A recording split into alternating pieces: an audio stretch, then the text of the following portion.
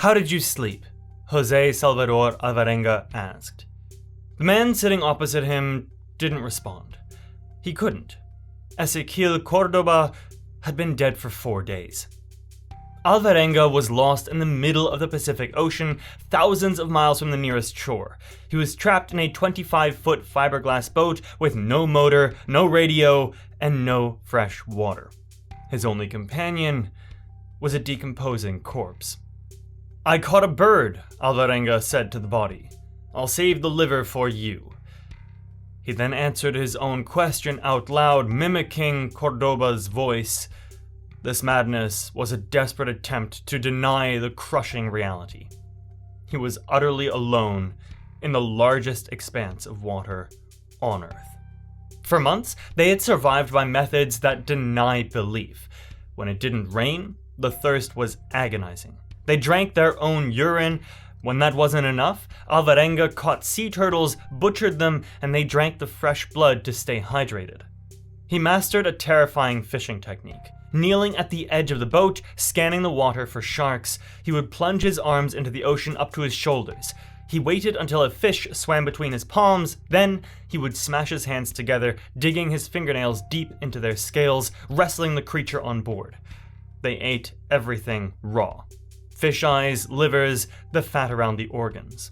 But Cordoba couldn't stomach the diet. He wasted away until he died, leaving Alvarenga alone with the sun, the sharks, and the silence. He had to survive the death of his only companion and his own collapsing mind. November 17th, 2012, Costa Azul, a fishing village on the coast of Chiapas, Mexico. This was a place where fishermen risked their lives daily in small, open-hulled fiberglass boats called pangas. Jose Salvador Alvarenga, 37, was known as one of the best.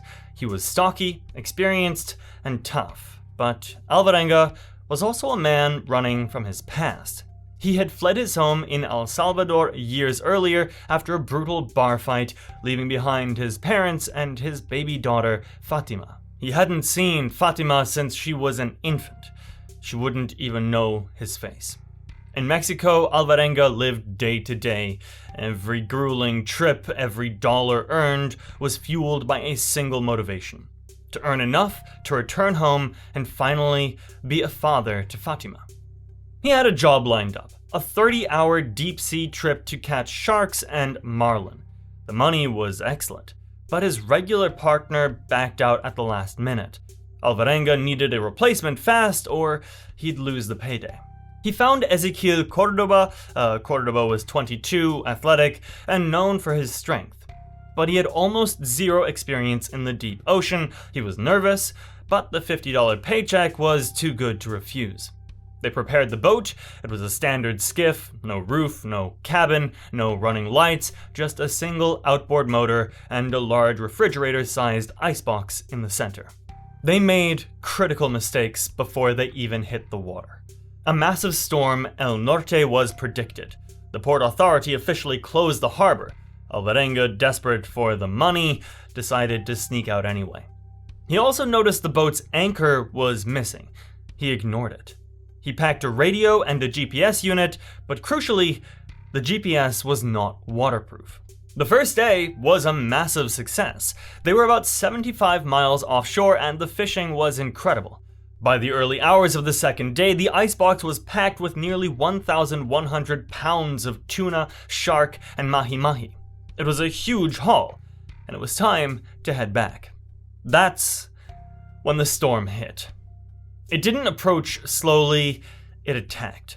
The winds howled and the sky turned black. Waves 15 feet high slammed into the tiny boat.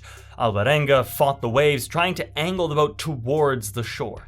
The weight of 1,100 pounds of fish, their jackpot, was now a liability. It made the boat dangerously unstable, sitting too low in the water. "We have to dump the fish," Alvarenga shouted. It was thousands of dollars of product, but it was gonna kill them. They hauled the massive carcasses overboard. Instantly, the blood drew sharks, and they were surrounded. While Alvarenga steered, Cordoba bailed water frantically. Cordoba, terrified of the deep ocean, began to panic. We're going to die, he screamed. Suddenly, the motor coughed, sputtered, and died. The waves had flooded the engine, and they were dead in the water. Alvarenga grabbed the radio. He called his boss, Willie. "Willie, the engine is ruined. We are getting hammered out here." Willie responded, his voice crackling, "Calm down, give me your coordinates." Alvarenga looked at the GPS. The screen was dark, ruined by the seawater. "We have no GPS. It's not functioning." "Lay an anchor," Willie ordered. "We have no anchor," Alvarenga screamed back. "Okay, we're coming to get you," Willie promised. Alvarenga shouted his final words to the civilized world, "Come now, I'm really getting screwed out here." Then, the radio battery died, and silence.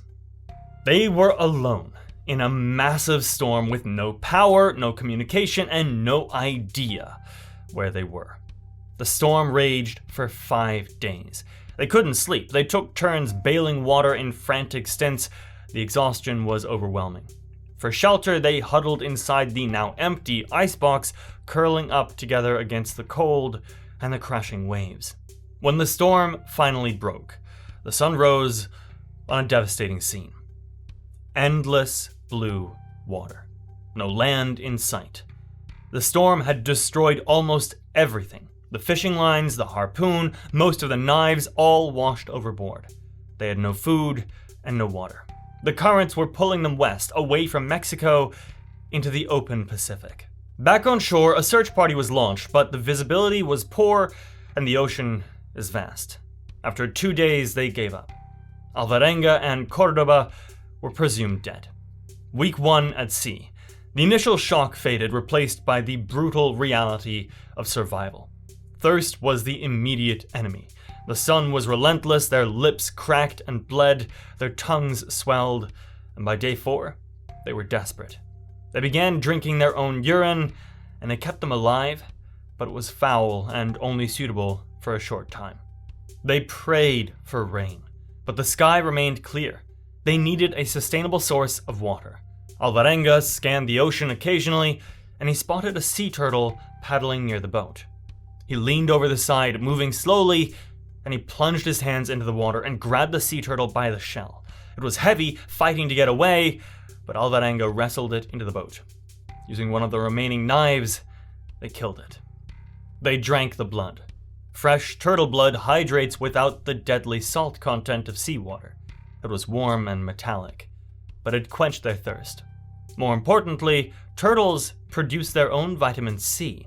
By drinking the blood and eating the raw organs, they were unknowingly preventing scurvy, the disease that kills most castaways. Food was the next challenge. They had no bait and no hooks. This was where Alvarenga invented the bare-hand fishing technique that would save his life. He would kneel at the edge of the boat, pressing his chest against the side. He plunged his arms deep into the water, and he kept his hands open, waiting. When a fish swam between them, he'd snap his hands shut with incredible speed. He dug his nails into the flesh and flung the fish onto the deck. They ate everything. The flesh, the eyes, the liver, the spine. They became scavengers. They learned to look for floating garbage, what Alvarenga called the supermarket. A plastic bottle was treasure. It could store rainwater if it ever rained. They found a discarded plastic bag with a few scraps of rotting carrot and cabbage. They devoured it. Seabirds, realizing the boat was a safe resting place, began landing on it. The men learned to catch them, too. They would sit perfectly still until a bird landed, then grab it by the legs, and they ate the birds raw. For 2 months, they survived like this. It was a brutal, primal existence, but the 2 men were handling it very differently. Alvarenga, the experienced survivor, focused on the routine. He was fighting to survive, fueled by the thought of returning to Fatima. But Cordoba was sinking into a deep depression. He was younger, less resilient. The isolation terrified him. More than that, he couldn't adapt to the diet. The raw bird meat, the congealed turtle blood, the slimy fish. It disgusted him. He couldn't stomach it, and he started getting sick. The turning point came when they caught a seabird and ate it Later examining the bird's stomach contents, they found the remains of a small, yellow-bellied sea snake, a highly venomous species, and both men became violently ill. Alvarenga recovered. Cordoba did not. He became convinced the raw food was poisoning him, and so he stopped eating. Alvarenga would catch a bird and offer Cordoba tiny chunks of meat. Cordoba would clench his mouth shut. He refused to drink the turtle blood. He was starving himself, paralyzed by disgust and despair. "You have to eat," Alvarenga pleaded. "If you don't eat, you will die." But Cordoba had given up. The depression was shutting down his body.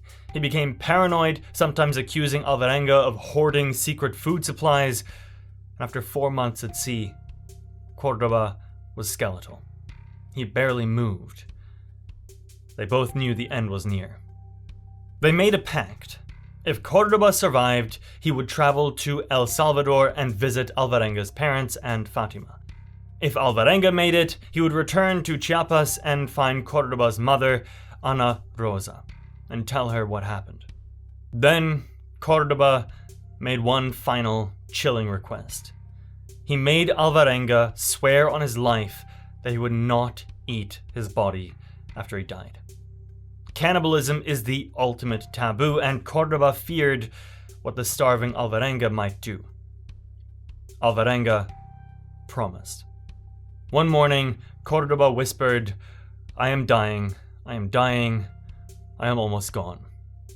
"Don't think about that. Let's take a nap," Alvarenga replied, lying down next to his friend. "I am tired. I want water," Cordoba moaned. His breath was rough. Alvarenga retrieved a water bottle and put it to Cordoba's mouth, but he didn't swallow. His body tensed up and shook in sort of convulsions. Alvarenga panicked. He screamed into Cordoba's face, "Don't leave me alone. You have to fight for life. What am I gonna do here alone?" Moments later, Ezequiel Cordoba died, his eyes wide open. Alvarenga was devastated. He cried for hours.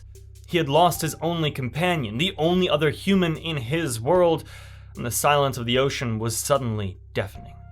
He couldn't bring himself to throw the body overboard. He propped Cordoba up on a bench, keeping him out of the water sloshing on the deck. He was terrified of the solitude. The loneliness drove him to the edge of insanity. He started talking to the corpse. "Good morning, Ezequiel. How do you feel?" He would conduct full conversations, answering his own questions, pretending Cordoba was still alive. It was the only way he could cope. Day 1. "Have you eaten? The fish is good today." Day 3. "Look at the clouds. Maybe it will rain." This went on for 6 days. Alvarenga lived with the dead body of his only companion. He talked to it, argued with it, shared his fears with it.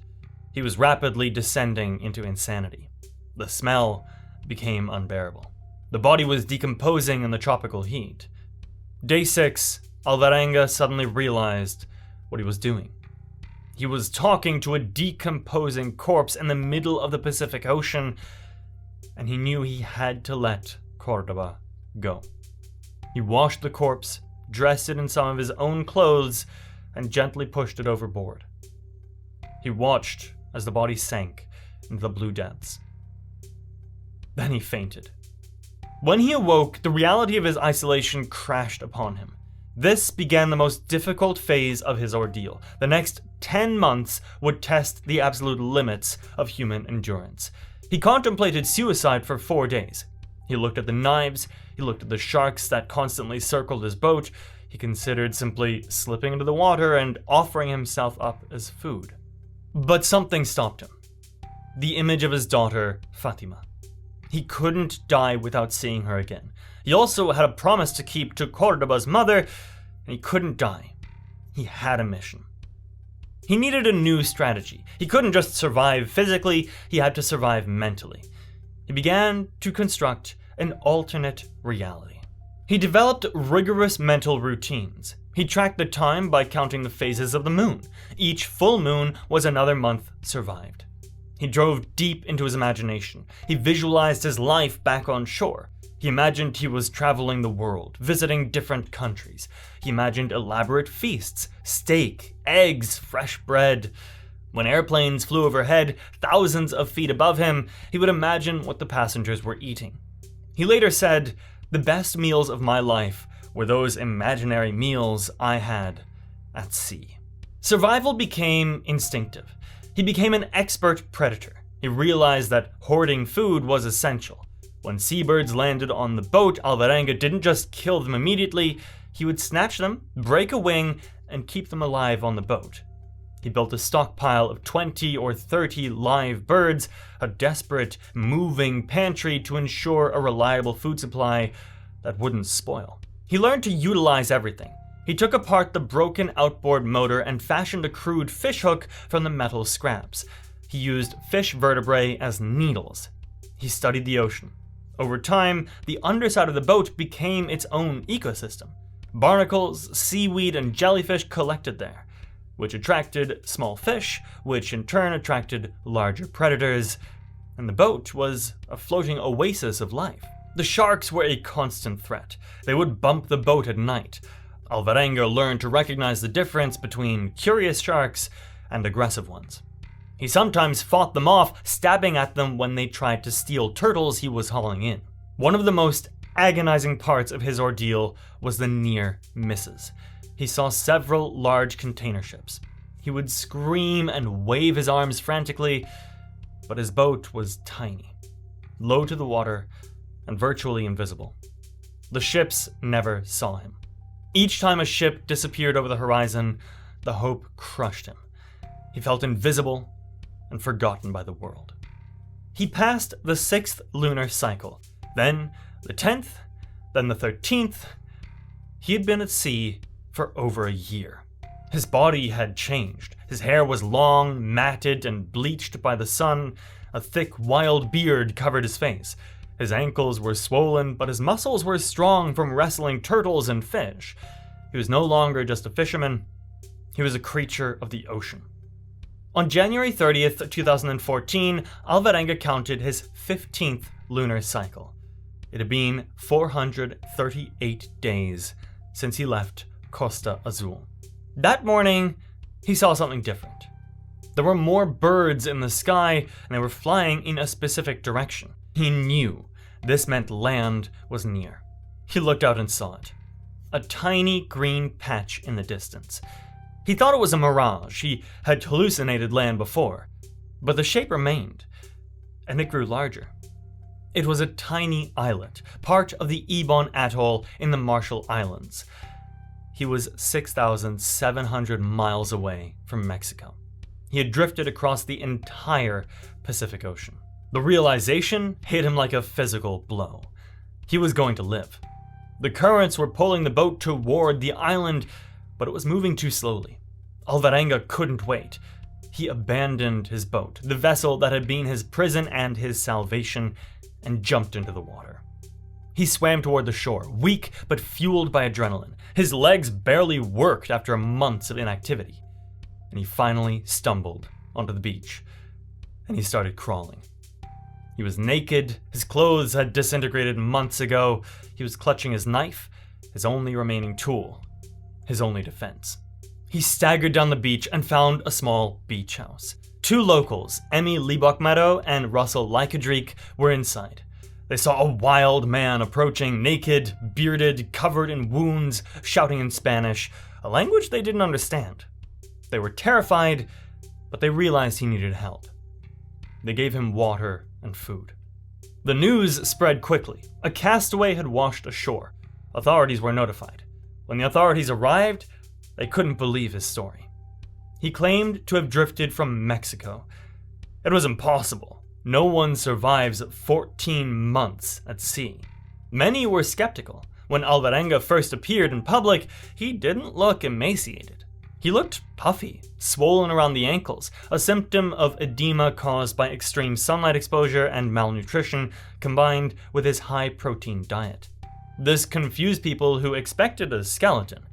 Some accused him of making it all up, but the details checked out. Investigators confirmed the initial SOS call with his boss, Willie.